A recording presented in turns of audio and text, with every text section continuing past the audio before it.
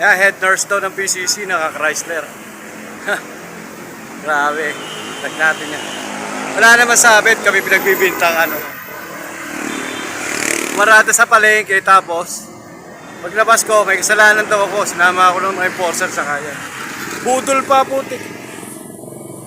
Head nurse daw yan ng PCC, Pasig Catholic College. Natin, sige, vlog na lang natin to. Makulit eh. Nangihingi ng 3.5. Wala namang kagalos-galos yung sasakyan.